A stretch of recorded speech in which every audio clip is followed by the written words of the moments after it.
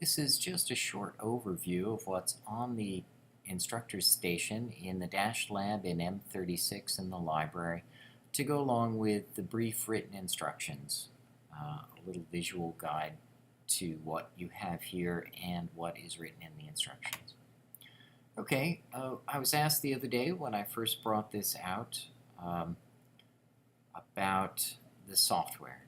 On the desktop, I have a quick selection of quick shortcuts to the software that we were asked to provide on the Dash lab stations, and those are installed on all of the PCs.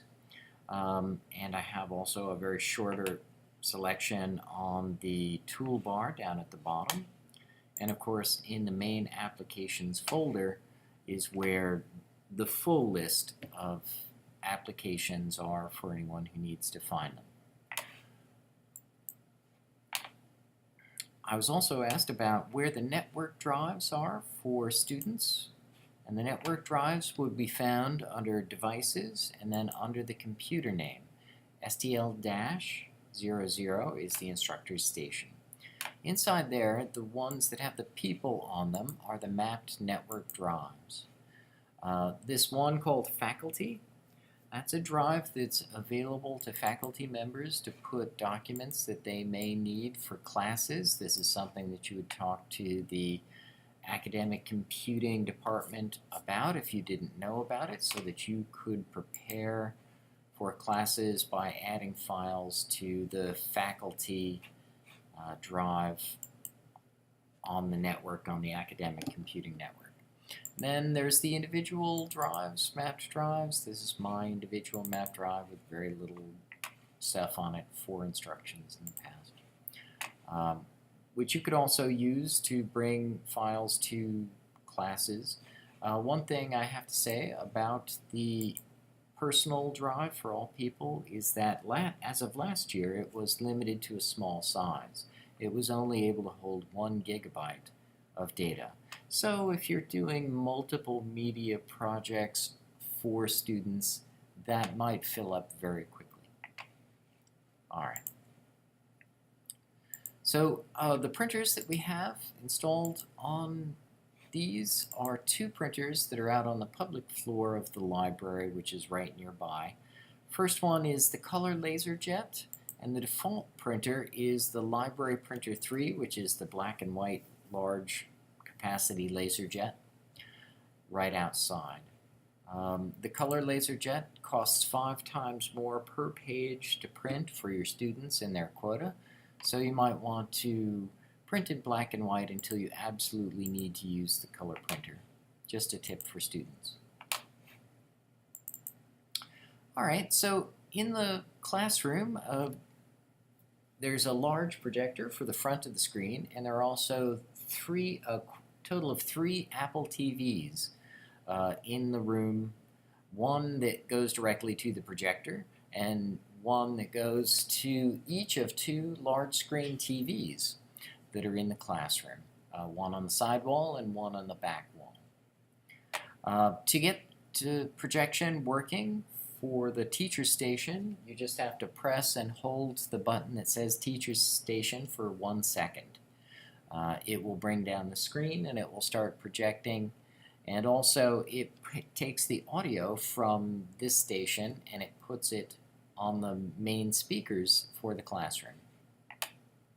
If you wanted to use the Apple TV that goes directly to the projector, you could switch on the button on the Crestron panel for Apple TV on projector, and then any student could access it, and also it's available on the wireless network. If you press the second button, and we'll get to Apple TVs in a second. There's also something for non-Apple devices called Air Media, which they can wirelessly project to, and it's for if someone brings in a non-Apple laptop to the lab and they need the projector, they can use it using Air Media. Just another tip, a program called Air Parrot will be able to do a better job of projecting to the Apple TV that's built into the projector. if you wanted to use that instead. We also have, next to the instructor station, a podium, and on the podium are connections for directly connecting laptops using video cables, either a VGA cable or an HDMI cable.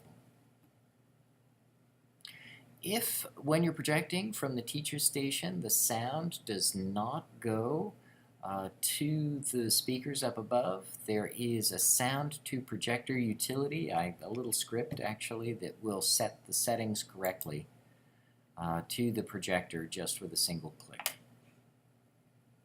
Alright, so more about the Apple TVs that are in the room. Basically, if you want to be able to project to the two televisions in the back, there's only one program that you can do it with. Normally in Apple you would do it with the video device settings, which is just a drop-down menu, and you would get to see all of the Apple TVs that are nearby, but you can only project to one at a time. So we added AirParrot software, which allows you to project to multiple Apple TVs.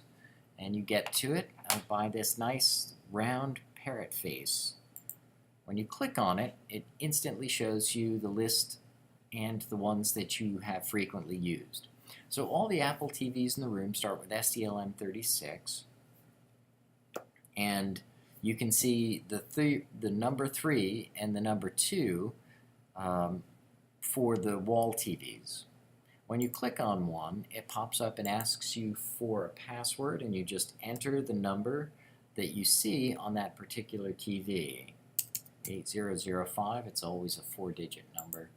And as soon as you click OK to that, I'm now projecting to that additional TV that's on the left. If I wanted to project to the TV that's in the back of the room, I just click on it and it will pop up and show me a 4-digit number, 5993 in this case, and now I'm projecting to the main projector directly and to both of the large TVs in the room from the instructor station. Alright, to switch off from projecting to those, I clicked on the AirParrot icon up at the top, and I'm going to click on the check mark in front of the TVs themselves to turn them off. There is another button for turning off projection up above, but it's better to click directly on the check mark to deselect the TVs you want to. Only a minor issue might pop up, but this works fine to do it. It works better to do it that way. Alright, so the next set of instructions will be using Apple Remote Desktop Classroom functions.